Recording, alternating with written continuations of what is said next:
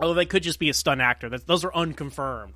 But they did film a lot of stuff with him, and it makes sense to use as much as you can when you can. So, anyway, but because they recast Eric Stoltz, they also went back and forth on Jennifer.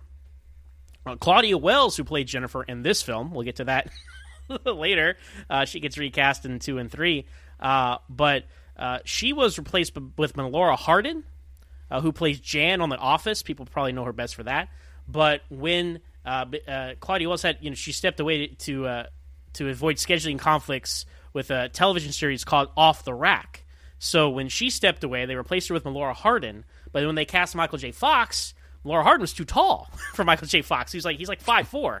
So they're like, well, that's not going to work. So then they brought Claudia Wells back in to play his girlfriend. So anyway, that's just so much casting roundabouts happen here, and also with musical actors. Yeah, musical chairs with the actors.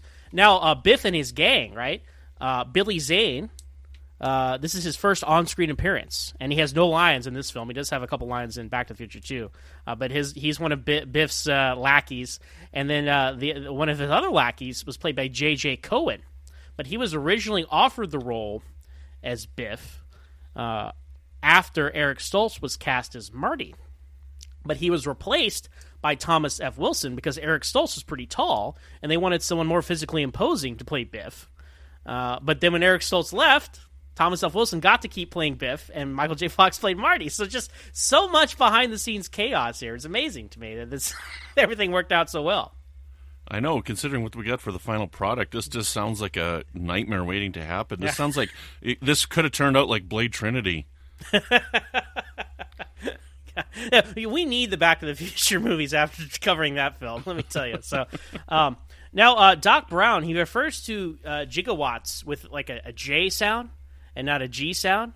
And as today, right, we're all familiar with computers, so it would be like gigabytes. So the quote-unquote correct pronunciation would be gigawatts, right?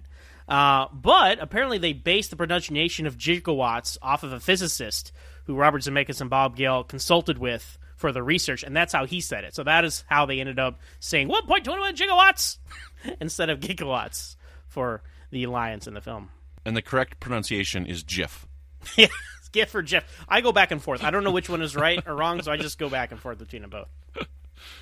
Now, speaking of Doc Brown, there were some other actors that were considered for Doc Brown. John Lithgow, Dudley Moore, and Jeff Goldblum were all considered. I think Jeff Goldblum would have been too young. Dudley Moore, I don't think would have been a good fit. But John Lithgow, I actually could see as Doc Brown. I don't know. That's tough. Like, after we got Christopher Lloyd, I can't really picture anybody in that role. And, I mean, Lithgow, like, I don't know, man. He's a little too crazy.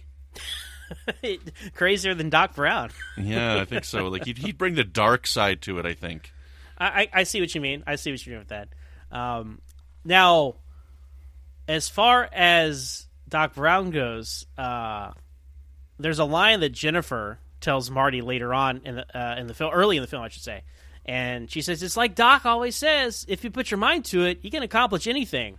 Doc Brown never says this in this movie or the sequels. Marty ends up saying it to his dad, right, to encourage him. It's just funny that it's like, hey, it's like Doc Brown says, he never says it. Right, but that's just part of like establishing the relationship between Marty and Doc. It's like his mentor. And this movie sucks. Why did they have that on screen? Now, Huey Lewis in the News was huge in this movie. Huey Lewis cameos as the guy who tells Marty and his band, "You guys are just too darn loud." When they try out when for they're the rock doing and roll his competition. song. Yeah, when they're playing his song, it's so funny.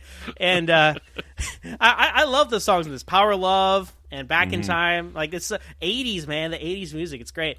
I had the soundtrack for this movie on cassette, and I listened to it all the time, man. I love this soundtrack. Bow, bow. Now, there was a third song that Huey Lewis in the News wrote for the film called Nick of Time. But that was not used and ended up being used in the movie Brewster's Millions. Came out the same year. So I've actually never seen that movie, so I'm not sure how it was used or anything like that. Neither have I. Now, if you wondered if Michael J. Fox really sang when he plays Johnny B. Good, he did not. Musician Mark Campbell Shocking. did all of Michael J. Fox's singing, and he's credited he's credited in the credits, but he was best known as the lead singer for the popular 80s band Jack, Mac, and the Heart Attack. So I always was like, that's not Michael J. Fox's voice when he plays Johnny B. Good. Now, there were a lot of other ideas about the time machine before they ended up on the DeLorean. One of them was being a refrigerator, but they ended up changing that because, one, they thought, well, we want it to be mobile. Right? If you're going to have a time machine, you want it to be able to move. Also, there was a concern that the kids... Were they going to do a hot tub? Hot tub? That was not listed. No. Oh, okay. Some kind of hot tub time machine.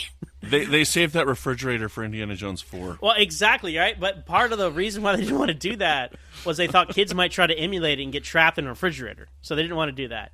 So they ended up on the DeLorean. And part of the idea behind the DeLorean was with its gull wing design... it could emulate a flying saucer on one of the comic books. Right, the kid's like, "Oh, look!" And that worked out pretty well.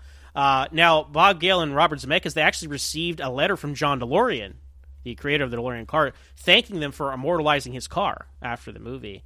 And after the film was released, they started making specific body kits for the DeLorean to make them look like the time machine. So, nice. And I would still love to own a DeLorean one day. That's how much I love these movies. They're notoriously kind of bad cars. Now, I happen to live in Houston, Texas, which is where the DeLorean factory is now. So if I lived anywhere in the world, I'm the perfect place to live to get a DeLorean. So one day, those are gold. Once I have kids and put them through college and get that adult responsibility stuff out of the way, maybe I'll get a DeLorean. And it'll be like 75 years old by that time. But anyway, a couple of last notes. Kind of nerd connections of things we enjoy, Brandon. The backlot used for the town of Hill Valley was also seen in the first episode of The Twilight Zone, Where's Everybody? Mm-hmm. So that same backlot, and they've used it in lots of movies, but it's that famous Universal backlot. And also the song Earth Angel by the Penguins. It's played under the Enchantment Under the played at the Enchantment Under the Sea dance. It was also played at the Smallville High School reunion in Superman 3. And you know who's in Superman 3? Mark McClure, who plays Marty's brother Dave here. He played Jimmy Olsen in Superman 3. So hashtag it's all connected. And finally, the To Be Continued was added to the end of the first film during its VHS release. And it stayed on all home video versions of that film until 2002 and the DVD release. These are actually some of the first DVDs I bought as a young man. I was like, oh, cool, I'm going to get online and get back to the feature DVDs. And they changed it because that was not on the original film. It was not. This film was intended as a one-off. The end scene was a joke. Like, oh, wouldn't that be funny if he has like a goofy outfit and a different car and it flies? Isn't that great? And that set up some story complications for the sequels and ended up making them. But they never intended to have it to be continued or anything. But once they restored it for DVD and Blu-ray, they took the to be continued off of the end of the original film. This is what happened. So I'm kind of a nerd, and I've talked about this. And so I bought this trilogy of movies on Blu-ray, for the 25th anniversary. I think it was like a long time ago, like 10 years ago now, 10 or 11 years ago. And I never got around to watching them. And I went to watch them for this. And the first disc, it's in perfect condition, is just all started glitching and stuff, right at the scene when he's doing the Huey Lewis and the News thing on stage. And I'm like, oh, man. And it just wouldn't get past it. But fortunately, the set that I came with had digital copies, so I was angry, so I just literally threw my Blu-rays in the garbage. Oh, wow. And I'm just watching my standard definition free downloads. But it didn't have the to be continued, and I don't think I've ever not seen this movie on VHS. Mm-hmm. So I was surprised that it didn't have the to be continued on the end of this one. Yeah, I was the same way. This was a whole heck of a lot of fun. Like I said, I haven't seen this movie in decades. I probably haven't seen this movie since the 90s, honestly, and I totally fell in love with it. I saw parts of it a little while ago, but we never did finish the movie. And this is absolutely probably one of the most perfect movies ever made. The way that it's constructed, the way that the story is written, the way that the gags that are set up in the beginning get paid off later on is absolutely brilliant. Just what a wonderfully crafted script. Yeah, even the opening sequence, right? The title sequence, you're just panning through all the clocks and you see pictures and newspaper headlines and a news report, and you see a video camera, and you see some plutonium. Like, you see all these things that you don't know are going to play into the movie later, but there's so much setup and exposition that is just so subtle but so cleverly delivered. It's great. And of course it's all these clocks, and it's about time and all that. So I just think, like, it's interesting that the movie actual score, there's no musical score. Alan Silvestri, who has a great score. I love the soundtrack of these entire trilogy. The score doesn't start until it's a good, I think, 20 minutes into the movie, when the DeLorean first comes out of the back of the trailer. And that's the first time you hear, bah! And up until then, it's just, it's Huey Lewis and other stuff. Yeah. So, and there's nothing in the main titles. It's just the clocks, right? And you hear the news, and you see all these inventions. And like, right there, like, wonderful, wonderful filmmaking. We learn so much about Doc Brown just in that sequence. We learn who this character is. He's crazy. He's got these crazy experiments. He's got his dog can opener thing, that makes coffee and all this. So he's one of those weird scientists that you hear about in the 80s. It shows it all. And then the news article popping up on screen about the plutonium, and then it panning all the way over to the plutonium under the bed. Like, when I was younger, I didn't catch that connection, but, like, now that I'm older, I'm like, oh man, that's great. What a wonderful way to show that this is connected to that news article. It explains that this stuff has been stolen, and these Libyan terrorists are claiming that they did it, right? Yeah, it's interesting because as a kid, you're not really assimilating this stuff. Like, as a kid, I'm watching it, it's a fun, action, funny, oh, cool, look at this cool kid, I want to be Marty McFly when I grow up, kind of thing. But older, you recognize so much. Like, this film really rewards you on rewatches and for being very aware of what's going on, because everything's set up, even stuff like Marty's Walkman.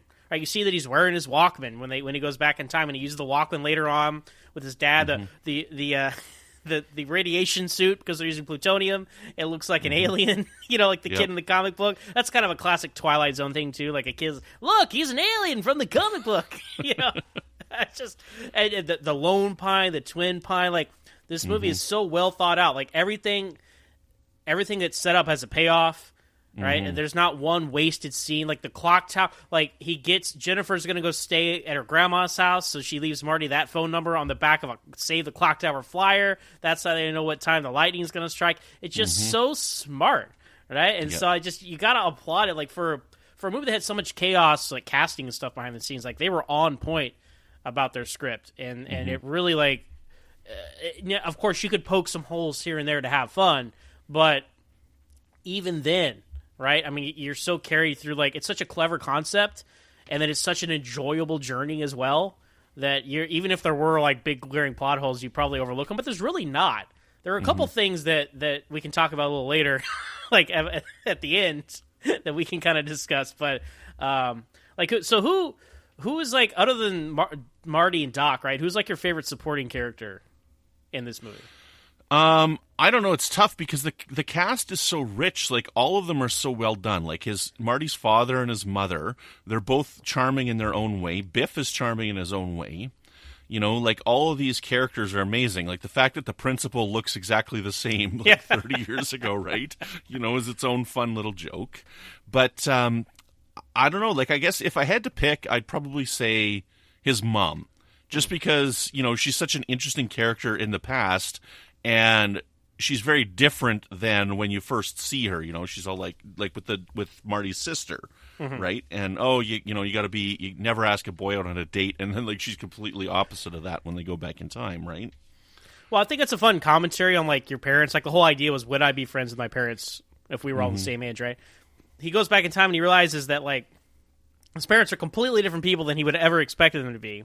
But also, he's a lot more like them than he thought, like his dad, right? Like, Marty, that's the parallel between Marty and his dad. Marty has a passion for music, and he's like, oh, man, I don't know. What if I send in this? He's talking to his girlfriend earlier. Like, what if I send in this tape and nobody likes it? I can't take that kind of rejection. And then he finds out his dad, he writes science fiction, right? It's a hobby. And he's like, he wants, let me see it. He's like, no, I can't let other people read anything. If they don't like it, I can't handle that kind of rejection. And he starts to see, more of yourself. Like, you see less of yourself and more of yourself in your parents. And I think it's an interesting way to just look at, like, people, right? It's just such a cool thing. Because you would never assume that the mom who's like, all this, girls chasing boys and drinking and smoking, and yet when she's in high school,